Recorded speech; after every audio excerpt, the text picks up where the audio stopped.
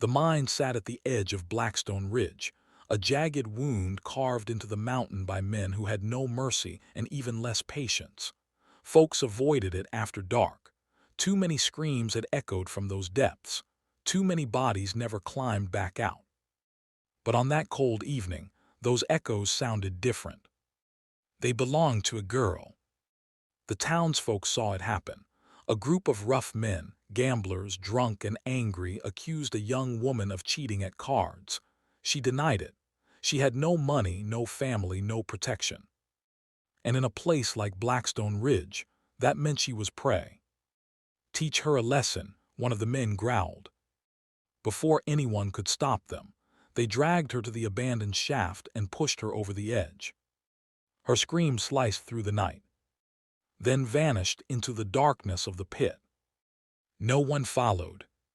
No one dared. Except one man. The silent rancher from the outskirts. Caleb Thorne. He had been tying his horse outside the saloon, ready to leave, when he heard her cry. The sound froze him in place, cracking open something inside him he had kept buried for years.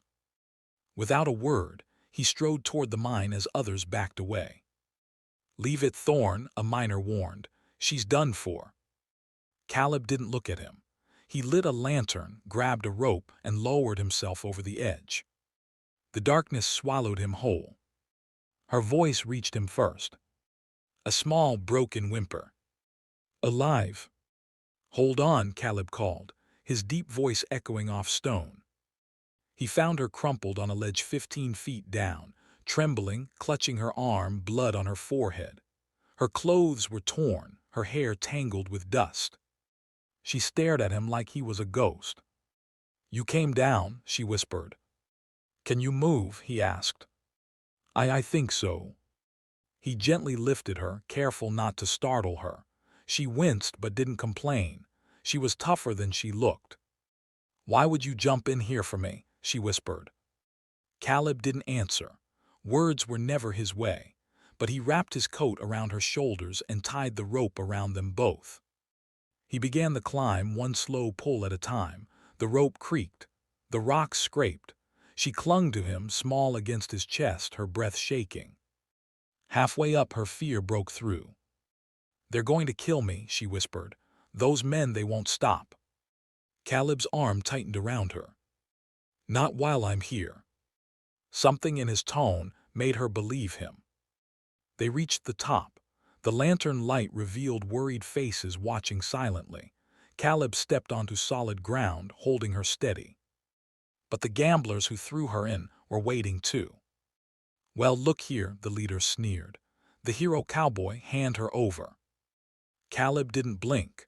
He set the girl behind him, blocking her with his body. "She ain't yours to harm," he said quietly.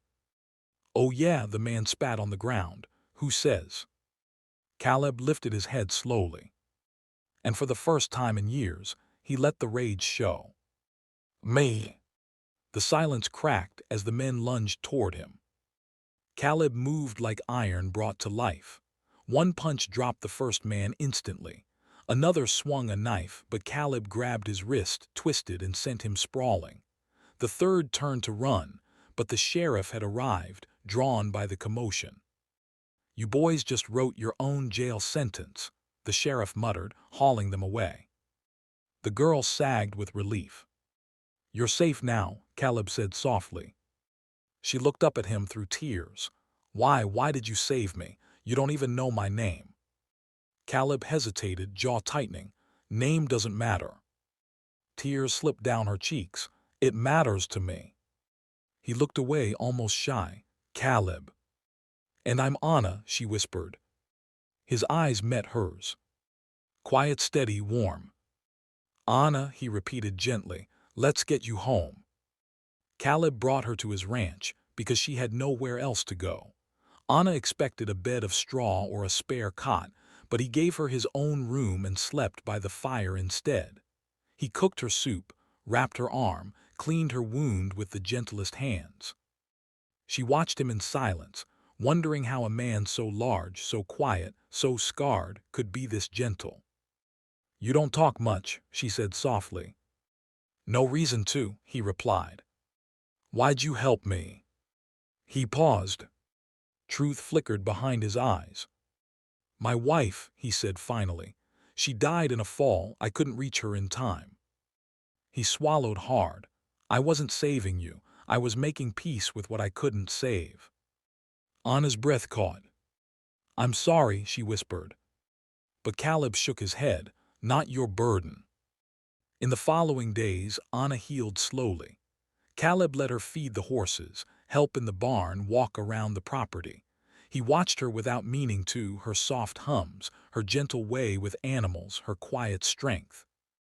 One evening she stood by the fence, the sky turning gold behind her. You saved my life, she whispered as he joined her. You climbed out on your own strength, Caleb murmured. No, she said, looking at him with a small, trembling smile. You carried me. A moment hung between them.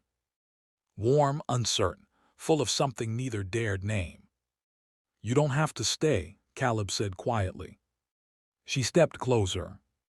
Maybe I want to. His breath caught. And maybe, she whispered, placing a hand on his chest, the man who went down into a mine for a stranger deserves to be loved again. Caleb froze, then softened. For the first time in years, he let someone close. And for the first time in years, someone stayed.